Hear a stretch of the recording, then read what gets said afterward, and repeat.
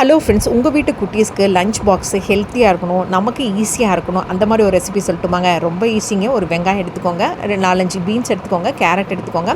இது நீங்கள் வேணால் பொடியாகவும் கட் பண்ணிக்கலாம், சின்ன சின்னதாக, இல்லைன்னா சன்னமாகவும் கட் பண்ணிக்கலாங்க. அப்புறம் 1 டேபிள் ஸ்பூன் வந்து நான் பிங்க் சால்ட் எடுத்திருக்கேன். அப்புறம் 1 table spoon ginger garlic paste, ஒரு 1/4 டேபிள் ஸ்பூன் அளவுக்கு வரமிளகாத்தூள் எடுத்திருக்கேங்க. இதுக்கு அரைக்கிறதுக்கு பார்த்தீங்கன்னா, ஒரு தக்காளி, 3 வரமிளகா, 3 பச்சை மிளகா, கொஞ்சோண்டு கையளவுக்கு புதினா எடுத்திருக்கேங்க. அப்புறம் ஒரு 4-5 இது எடுத்திருக்கேங்க, பூண்டு எடுத்திருக்கேன். அப்புறம் பார்த்திங்கன்னா ஒரு 4-5 சின்ன வெங்காயம் எடுத்திருக்கேங்க. இதெல்லாம் தாங்க போட்டு மிக்சியில் அரைக்க போகிறேன். ஸோ இதை ஃபஸ்ட்டு மிக்சியில் அரைச்சி எடுத்து வச்சுக்கிட்டு அப்புறம் தாளிக்க வேண்டியது தாங்க. தாளிக்கும் போது கொஞ்சமாக வந்து நான் 1/4 டேபிள் ஸ்பூன் அளவு தண்ணி ஊற்றி அரைச்சிக்கிறேங்க.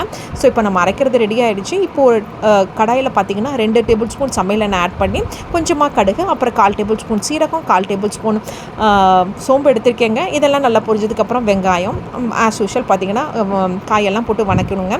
வெங்காயத்தை போட்டதுக்கப்புறம் ஜிஞ்சர் கார்லிக் பேஸ்ட்டு போட்டுட்டு காயை போடுங்க.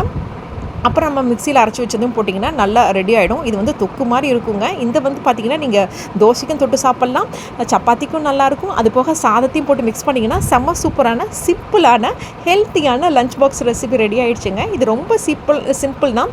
காயை மட்டும் நறுக்கி வச்சிங்கன்னா காலையில் ஈஸியாக ரெடி ஆகிடுங்க. ட்ரை பண்ணி பாருங்கள். தேங்க்ஸ் ஃபார் வாட்சிங்.